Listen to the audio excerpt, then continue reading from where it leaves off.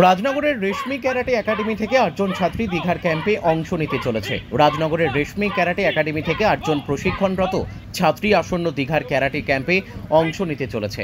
তাদের মধ্যে 2 জন ছাত্রী ইতিমধ্যে ন্যাশনাল লেভেলে অংশ নেওয়ার যোগ্যতা অর্জন করেছে। ছাত্রীদের এমন সাফল্যে খুশি রাজনগরের রেশমি ক্যারাটে একাডেমির কর্ণধার রেশমি দে। দুবরাজপুর থেকে আগত প্রশিক্ষক সিদ্দিক মিয়া, অভিভাবিকা সহ বাসিন্দারা। প্রশিক্ষক সিদ্দিক মিয়া বলেন, রাজনগরের এই প্রশিক্ষণ কেন্দ্র থেকে 8 জন দীঘার ক্যাম্পে অংশ নেবে। তাদের মধ্যে 2 জন ন্যাশনাল পর্যায়ে চান্স পেয়েছে। আগামীতে তারা প্রত্যেকে ক্যারাটে প্রতিযোগিতায় আরও ভালো ফল করবে এবং এলাকা তথা জেলা, রাজ্য ও দেশের নাম উজ্জ্বল করবে বলে আশাবাদী তারা সকলে। আশায় বুক বাঁধছেন অভিভাবক, ক্যারাটে এবং ক্রীড়াপ্রেমীরাও। আগামী 28শে মে থেকে 31শে মে পর্যন্ত দীঘার ক্যাম্পটি চলবে বলে জানা গিয়েছে। জেলার অন্যান্য স্থান থেকে একইভাবে আরও কিছু সংখ্যক ক্যারাটে প্রশিক্ষণরত শিক্ষার্থীরা অংশ নেবে বলে সূত্র মারফত জানা গিয়েছে। বীরভূমের রাজনগর থেকে মোহাম্মদ সফিউল আলমের রিপোর্ট, এস নিউজ বাংলা। রেশমি ক্যারাটে একাডেমি রাজনগর, এই রাজনগর বেসিক স্কুলে যে প্রশিক্ষণ দেওয়া হয় প্রতি সপ্তাহে নিয়মিত, আপনি প্রশিক্ষক হিসাবে রয়েছেন।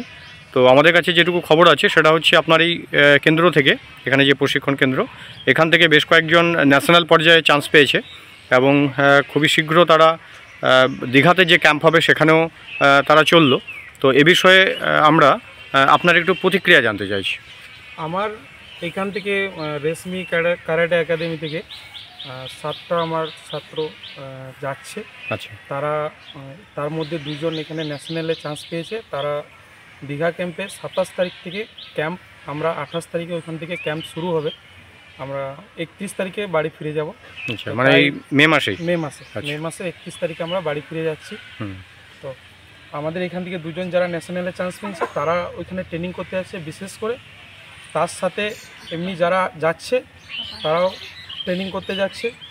তো এই ট্রেনিংয়ের মাধ্যমে এর পরবর্তীকালে যে ন্যাশনাল টুর্নামেন্ট হবে সেই টুর্নামেন্টে ওরা অংশগ্রহণ করবে। আপনি রাজনগর ছাড়া আরও তো কিছু জায়গায় প্রশিক্ষণ দেন, সেখান থেকেও কি যাচ্ছে? হ্যাঁ, আমি রাজনগর ছাড়া আমার যেমন দুবরাজপুরে আমার যিনি গুরু Alok Chatterjee, third and black belt Japan, সেখান থেকেও যাচ্ছে।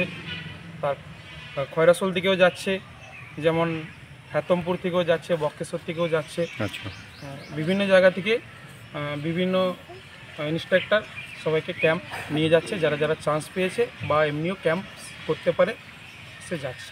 ক্যাম্পে যাওয়ার আগে এদের নিয়ে আপনার প্রত্যাশা কীরকম রয়েছে? মানে আপনি যে একজন প্রশিক্ষক, এতদিন ধরে প্রশিক্ষণ দিচ্ছেন, তো এই বিষয়ে আপনার প্রত্যাশা কী রয়েছে বা কীরকম তারা করতে পারে আগামী দিনে? আমার এখানে যারা 7 জন আছে তারা খুবই ক্যাম্পের নিয়ে খুব উৎসাহিত আর খুব ভালো। ওরা আগে থেকেই এখান থেকেই প্র্যাকটিস করছে যাতে ক্যাম্পে আরও ভালো করে করতে পারে।